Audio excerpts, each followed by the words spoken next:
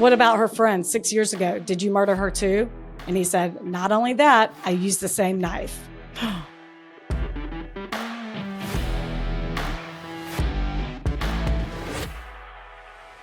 My favorite part of the week. Aw, yeah. What up? God, it's just such a pick-me-up. I'll tell you something. One kid got up at midnight last night. The other one at 1:30. And then at 2:30, I couldn't sleep, so I bought some picture frames. Oh my God, so I'm wait. exhausted, but this perks me right up. I'm like, yes, Rachel's ready to record. Wait, that same thing happened to me. I was actually going to mention just real quick, and it leads into why that reminded me of this. Everyone who has submitted creepy ass stories for our Halloween episode, thank you so much. We've made these calls before of like, we want to hear your stories. And we've gotten way more this time. And we love it. It's so exciting. And you know how much strength it took me not to start reading those, because Rachel's doing that episode next week. And I promised I wouldn't read the email. Yeah, I'm not reading any of the emails, but God, 2:30 when I'm just twiddling my thumbs, you have no idea how hard it was. So that's what made me think of it, was because I wanted to just make a note at the top was, if we don't get to yours or if I don't respond, I'm still going through them. So if we have more coming in and more left over that we aren't able to use, it may be down the road. So don't be offended. We got a lot more than I thought. Thank God. Right. You are the best. But then that reminded me, because I was thinking this morning, who needs all these creepy ass stories? Because that's when I was going through them.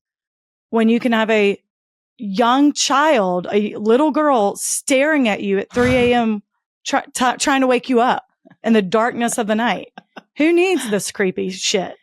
It's right here at the foot of my bed. There is no little girl in your house, though. I know. I was like, what? She was like, I'm scared. Why? She just keeps saying she's scared. And then she'll find some various things in her room. So I was like, all right, I'll lay with you for a second. And then that turned into an hour. And then I remembered that my alarm was set for 4:30. And I was like, if it starts going off, Payne is going to lose his mind. So she fell asleep finally after I was in there for like 45 minutes, maybe an hour. And I snuck back in and it was 3:55. And I was like, oh, whatever. It's going off in 30 minutes. I'm getting up. Yeah. There you go. It's not good. It's not good. Sleep needs to be more of a priority, but it's not. Well, it can't be. It's if I just have never been able to fall asleep that quickly. 30 minutes isn't going to do shit. I need way more than that just to fall asleep. Then my alarm's going to go off. So whatever. Whatever. Y'all get it. Who sleep? No one sleeps. Can I get into it now? Oh, sorry. Sure. Okay.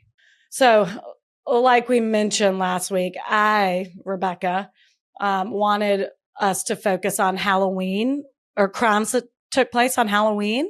And then I didn't follow that exactly, but there was a Halloween element that I was like, it's worthy to tell. It's creepy. And it's a, dark, tragic case. So let's get into it. Oh God. Sorry, everyone. Aren't they all though? I mean, let's face it. You know what you signed up for when you press play on People Are the Worst. Sure. So I'm going to tell you first about a girl named Jennifer Still. Sources are the case file. Whoop, whoop. Love when I can find a case document. Mm-hmm. The Philadelphia Inquirer. And that's not like the National Enquirer. It's just their newspaper. It's an archive newspaper from newspaper.com. Duh. Oh. Just because it has Inquirer in the name does not mean it's like aliens came and kidnapped whatever Lady Gaga and then took her face off. Yeah. We know that. Okay. Mainline media news and The Onion. Oh, hell yeah. Let it rip. I'm kidding. Going off fake news, Totally. So Jennifer Still is originally from UK, but she relocated to Bridgeport, Pennsylvania with her mom, Wendy, in 1981 when she was 2 years old.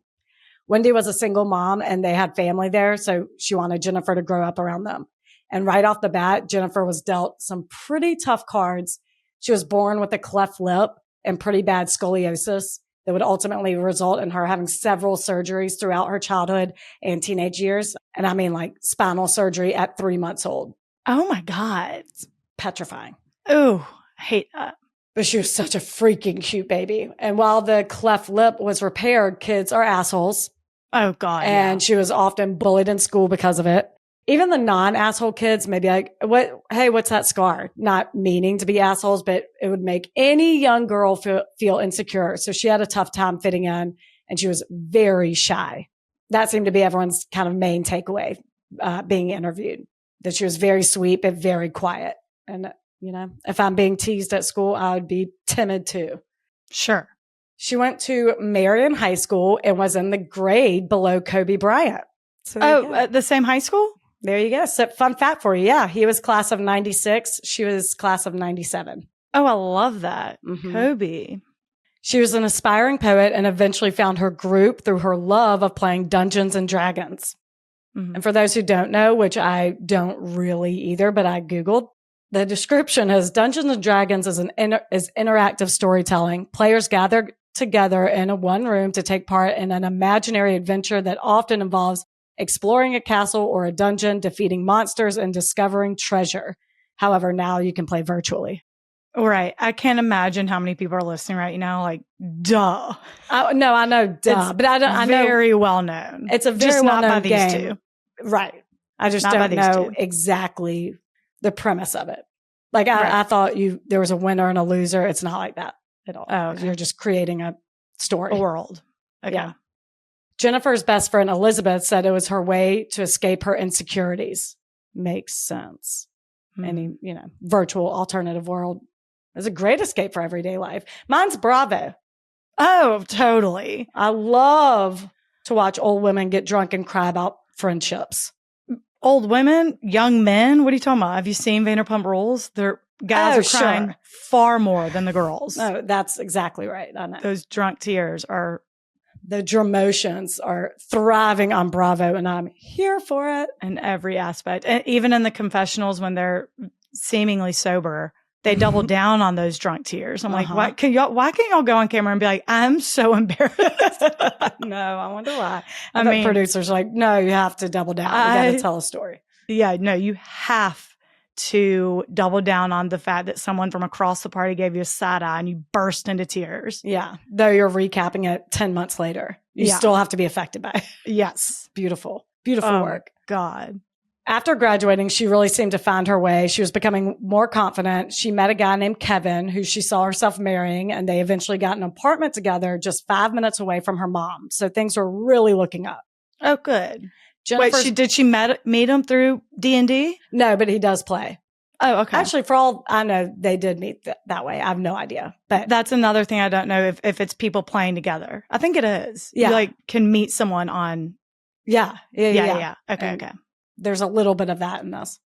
Jennifer's birthday is on July 4th. So she's fun. Yeah. But she's from the UK, but born on 4th of July. Not fun. Not fun for her. And on July 6th, 1999, her mom was going to pick her up after work and take her shopping for a belated 20th birthday gift. But when she got there, the entire apartment building was covered in caution tape and detectives were everywhere. Oh, God. Wendy walked up to one of the detectives and asked what was going on. And he tells her it's a homicide of someone named Jennifer Still. Oh, God. Can you imagine? That's how you found out. You're walking into your daughter's crime scene. Wow. Mm-hmm. Homicide. We can't say who because we haven't alerted the next of kin. Like, no, just to say it to a bystander. I know. What if that person ran off and talked to the first news person they saw? That'd be so sad. I know. Well, I imagine she was probably like, my daughter lives in that apartment building. I demand to know the name. And he was probably like, I mean, sure. We have confirmation already. So let me just tell you. Yeah. Okay. So she's walking into her daughter's crime scene. She said she thought her head was going to explode. She sees a visibly upset Kevin pacing outside the apartment building. And he says that he came home from work. He works at a car wash as a cashier. And he walked into the bedroom, but only got 1 foot in before he caught a glimpse of Jennifer and ran out of the apartment to call 911. It was a brutal scene. Oh. Blood was everywhere. Her throat was slit to the point of nearly decapitation. Oh, Lord. Nicole Brown Simpson type of brutality. Oh, God. And we still don't know who did that. Really? We'll never know, I guess. Autopsy showed that she was stabbed 15 times in the stomach and chest area, and they conclude it was with a large serrated hunting knife. They test all the blood, and strangely, it's all Jennifer's except one small drop in the sink. It was an unknown male's. Ooh, okay, let's go. Let's go. Small town detectives. Cops get right to work and start canvassing the area. They're asking neighbors if they saw anything. They listened to her answering machine and pulled the numbers of those people and asked them to come down to the station immediately.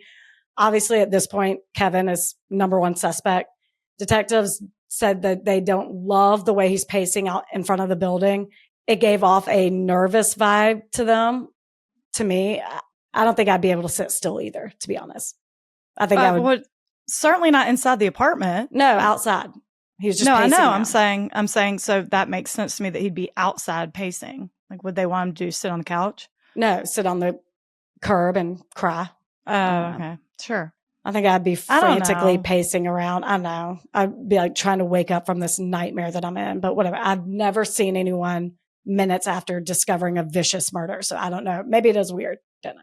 Sure. But regardless, he has three things against him. He's the boyfriend, the person who found her body, and the last person to talk to her alive. Right. But they were confident Jennifer would have fought her attacker, and Kevin didn't have one scratch on him. And every coworker vouched for him that he was at work. So they're not ruling him out. They have his DNA and it's going to be tested, but they're definitely considering other options. Mm-hmm. Through interviewing her friends, police discovered that Jennifer was into Dungeons and Dragons and had their group of gamers, which apparently made the cops' ears perk up since it's about wizards and warriors and witches. So they're associating it to black magic type of shit, which I think is a real stretch. It's a little much, but sure. I think it's a reach, if you ask me, but whatever. So they talked to her close friends, Heather Greaves being one of them. Heather lived in King of Prussia, Pennsylvania, which is essentially Bridgeport. It's like 10 minutes away. But up until recently, she never met Jennifer face to face. They were virtual friends for years via D&D since high school. But I think this core group only did a few meetups over the years, so she really couldn't give much information. They also talked to John Eichinger, Jennifer and Kevin's longtime friend who went to the same high school as Jennifer and Kobe. Mm-hmm. And he was in New Jersey at the time of the murder. So he was ruled out pretty quickly, but he did tell the police that they should talk to two of their friends, Danny and Destiny. There was recently some disagreement in Dungeons and Dragons world, and Danny and Destiny were a part of it, and maybe it got out of hand. I don't know. No, it's not that. I just immediately think of Leroy Jenkins. Talk about a disagreement. Right. Stop what you're doing. Go watch that. And talk about taking your craft very seriously. Those people were mad at Leroy. God damn it, Leroy. All right, time's up. Let's go. Leroy Jenkins. Was that Dungeons and Dragons? Oh, I don't know. Hold on. Let me check. That would help me with the visual. But no, I feel that would help me with a visual. If you haven't seen it, it's a virtual game. Everyone's talking to each other. They're making a plan to go into this. I'm just going to say dungeon because who knows? And this guy on it named Leroy Jenkins is sick of talking about it. He just wants to do it. So he says, okay, time's up. Let's go. Leroy Jenkins. And everyone else gets pissed. He gets everyone killed. Leroy Jenkins is my celebrity crush. Oh, duh. World of Warcraft. Whatever. Same thing. Same thing. Cue more comments of like, you've got to be kidding me. I know. But to me, it's the same thing. So they bring in Danny and Destiny, and the police don't know what to do with themselves. Detective Kane said Destiny in particular is strange. She gives a very scary vibe. She says she's a witch. And he's like, okay, I don't know what to do with that. But John Eichinger said that y'all were in a fight, or there was a fight and y'all were involved in it and whatever. And Destiny's like, Acme John said that? No, that's crazy. They call him Acme John because he worked at the local Acme grocery store. Mm-hmm. So she denies the fight and says she was actually in love with Jennifer. And Destiny was? Destiny was. Okay. And They got married in a Wiccan ceremony. Oh. Danny backed this up saying, yeah, they were, but it's never clear. Like, do y'all mean in the virtual world, like D&D, Right. or was there a real life relationship going on? I'm going to guess the former because nothing has ever been stated about that. But some people are so into, the virtual world that there's no difference. They never break role. They never, Totally. break character. Mm-hmm. Even one of the voicemails on her answer machine was from someone, I think the Acme John guy he was letting Kevin and Jennifer know that a spell was being cast on some warlock or something. Like, wow. Yeah, I don't know this game. If you've played, please feel free not to tell me about it. Really? I was going to say, I don't want all the comments because I know it's very famous. People are into it. People love it. Not us. So. Yeah. It's just not I'm my good thing. not To each their own. I get enough of it. So anyway, Destiny goes on to tell cops that she actually thinks Jennifer was possessed by demons and she was trying to do an exorcism. And please note, this town is less than 5,000 people. These are small town cops who are probably expecting to get some girl gossip, and they're getting this. So they're like, what? What? I don't know what to say. Okay.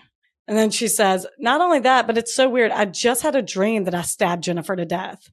Ooh. Crazy, right?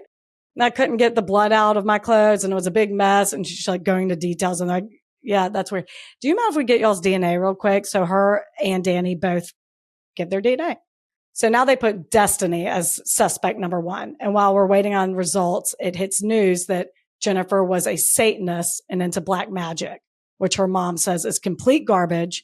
She actually said rubbish because she's British. Yeah. But nonetheless, the sympathy for Jennifer in the community seemed to start fading and the victim blaming reared its disgusting head. Wait, sad all because of Dungeons and Dragons? Okay. That is so sad. It's so sad. Poor Jennifer and her family to be like, why am I constantly defending this?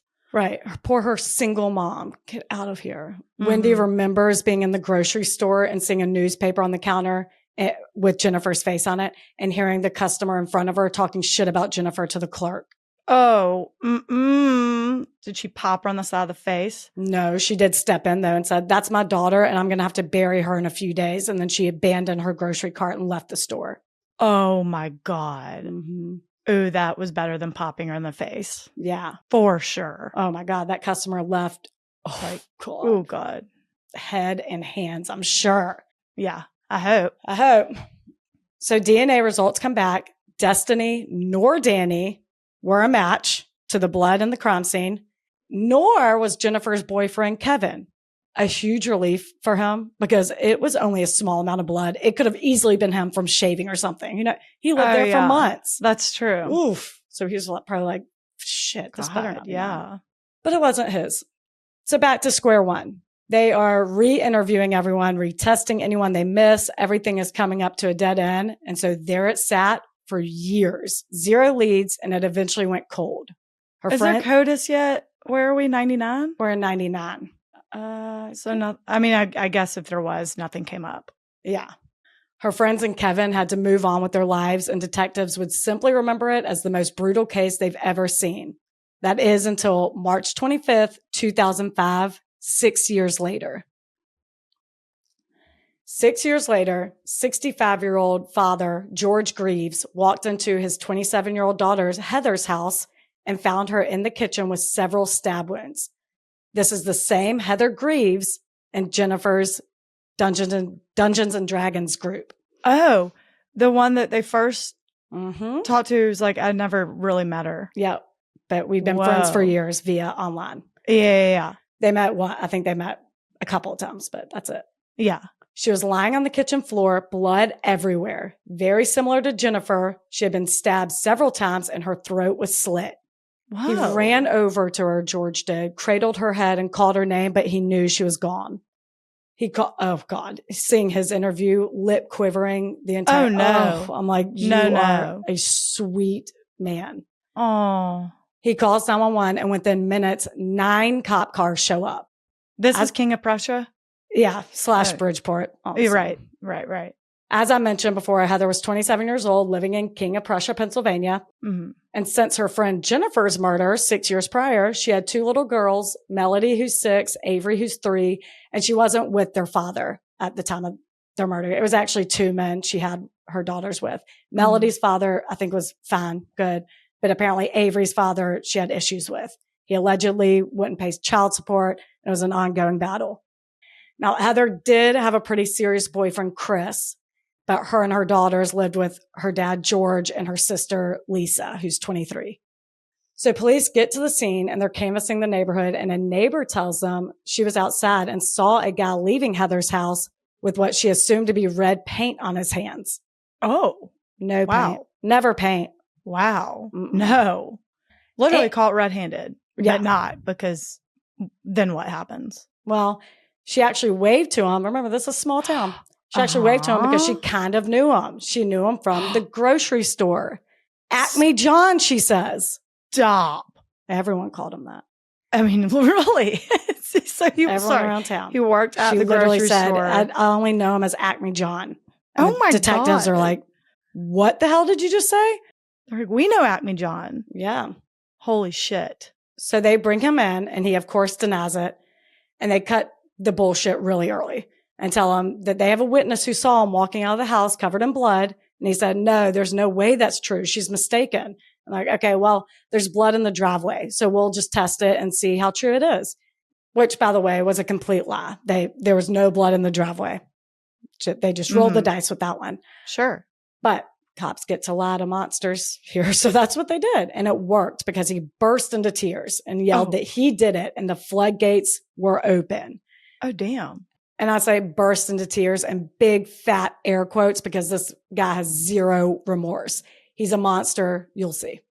Mm-hmm. But on the bright side, he's also a dipshit because he just keeps talking, which is great. And here's what he said.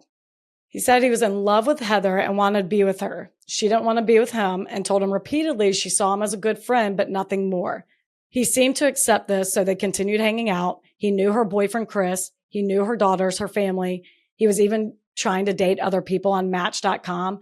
And apparently his profile was like, my ideal date is a quiet night in or a night out on the town. So he's like one of those. Oh. Trying to appeal to everyone. Ew. When you try to appeal to everyone, you appeal to no one. Exactly. Have an opinion, you loser. Jesus. Do you want to go out or not? Right. Have an opinion about something. God. So he called her on March 25th, 2005, a few days before her birthday, to tell her that he had flowers for her as an early birthday gift. And she said, sure, come on over. Oh. He showed up that morning ready to profess his love again with a big bouquet of flowers and a large ass knife and rubber gloves in his waistband in case she turned him down again. Oh my God.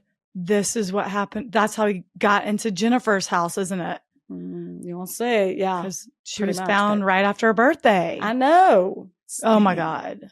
Gross. He asked her to leave her boyfriend and to be with him, which she says, no, dude, I've told you. Shameless, this one. I know. And that's when he pulled out the knife. She asked what he was going to do with that. And he said, I'm going to make you listen. And began stabbing her in the stomach. He even tells cops, I chose the stomach because I've heard in movies and books, it's easier to puncture organs than going through the chest. Ow. Ugh. What are you watching? What are you reading? Ew.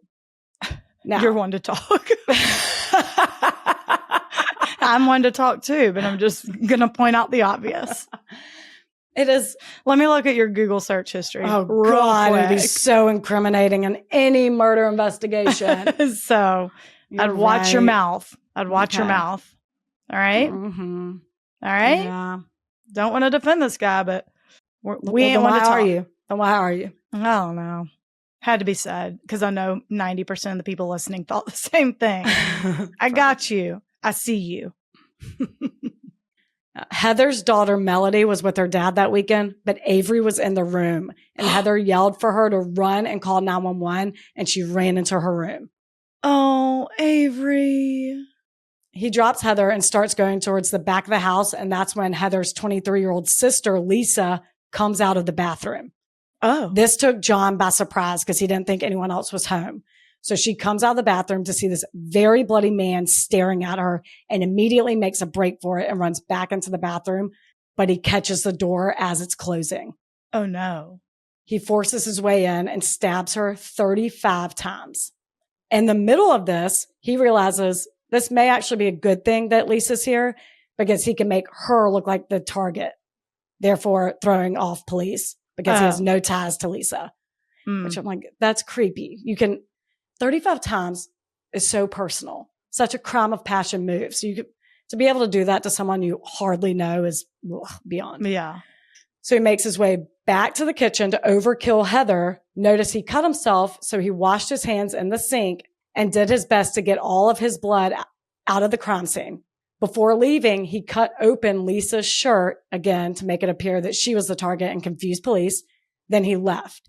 There were no survivors in the house that day, and that's all I'm going to say. Oh, no. I was going to say, Avery's not an infant. She can talk. She did. No. Sorry, everyone, that Rebecca went there. Sorry. I'm not going. That's as far as I'm you'll going to go. say. Yeah. Shortly after is when George Greaves walked in to discover both of his daughters, and his only daughters, only children, and his granddaughter were gone. Oh. So detectives are flabbergasted and repulsed. But while he's being so open and honest about his piece of shitness, they decide to take advantage of that and say, okay, what about you and Heather's friend, Jennifer Still? Did you murder her 6 years ago? And he says, quote, not only that, I used the same knife. Jesus. And they're like, wait, you kept the knife, the murder weapon from your first murder and used it again 6 years later? Not first, probably. Probably not. Which, side note, when police questioned him back then, he said he was in New Jersey during Jennifer's murder. All right. And they clearly didn't fact check him. Like, this could have been solved the following day. So weird.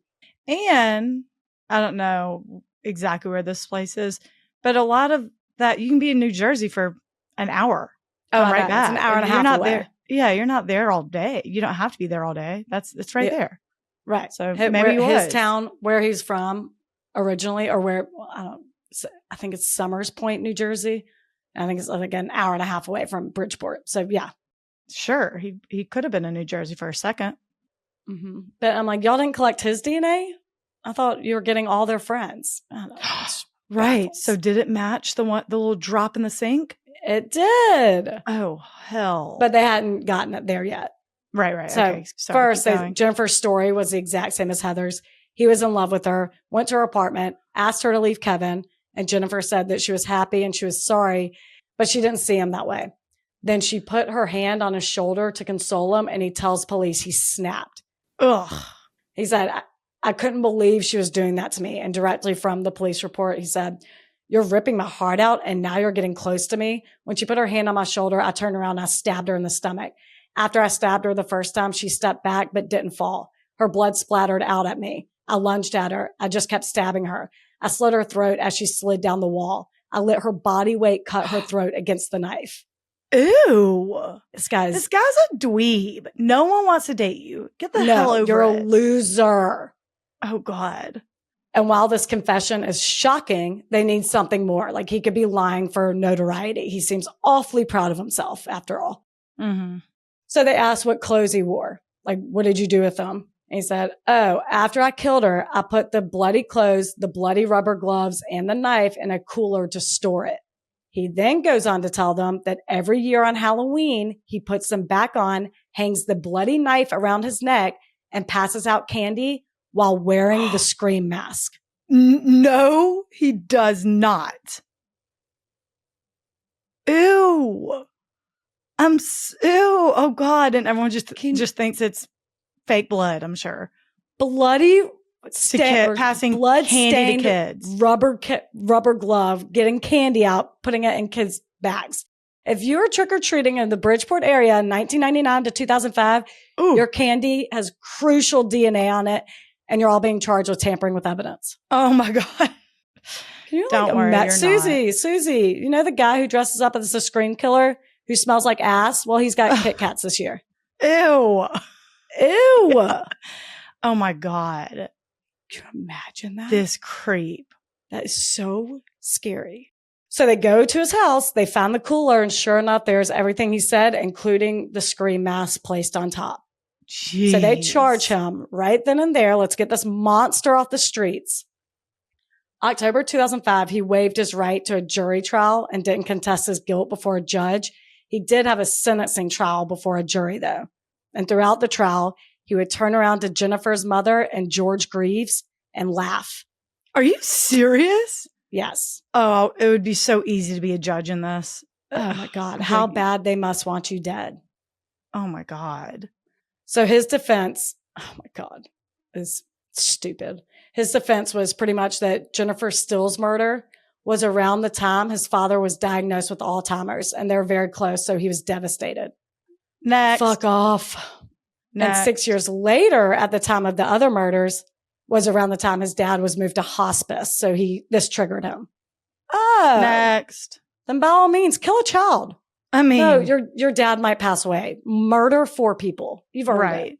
Including a 3-year-old. Right. I bet your dad is so proud of you, by the way. Oh my God. And by the way, if he were taunting me throughout the trial, laughing during the details of my daughter's murder, it would be very hard for me not to laugh at him during this bullshit defense. The defense would say, like, his dad was diagnosed with Alzheimer's, and I'd give him up. Alzheimer's.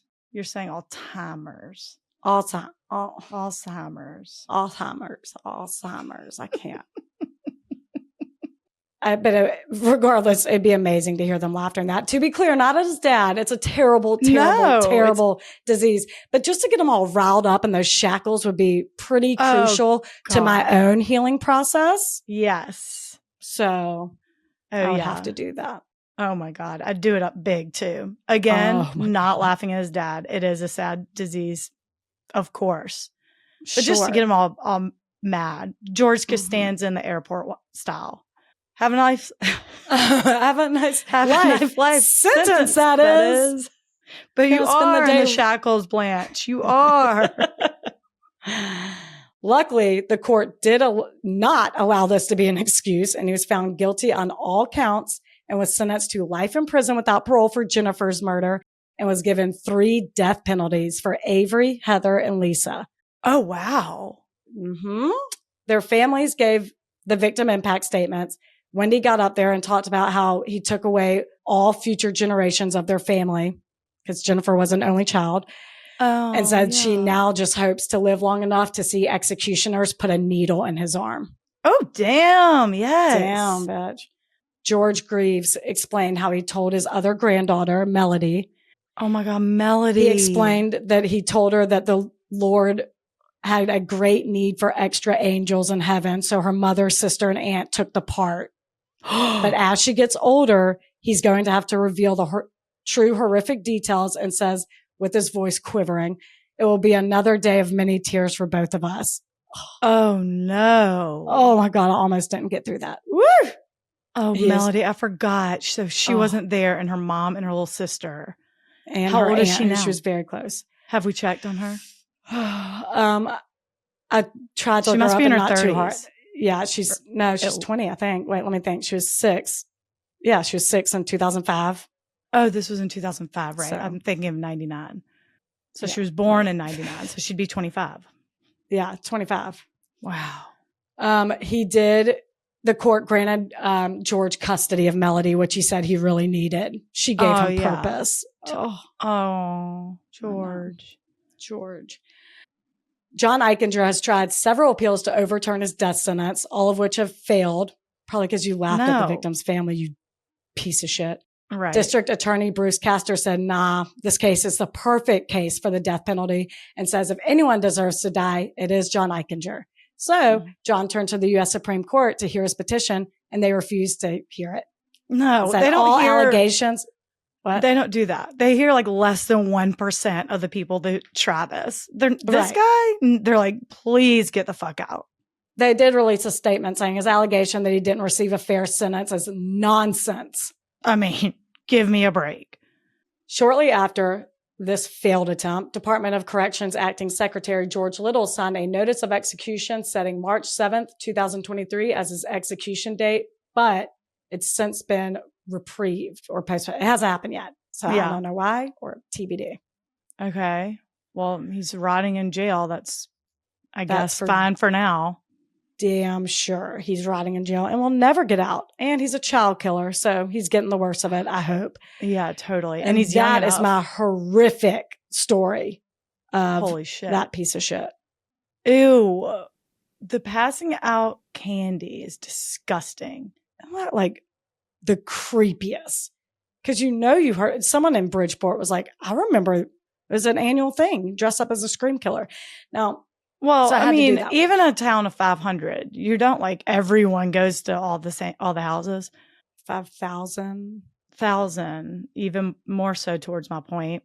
Yeah, I bet some people can remember that, but it's not like every single kid goes to every single house in that spot. Oh, I know, but no, of course, but if you did, you certainly remember it, and that would be such a mind fuck to be like, oh my God, I thought it was a costume. It wasn't a costume, people. Oh my God. No.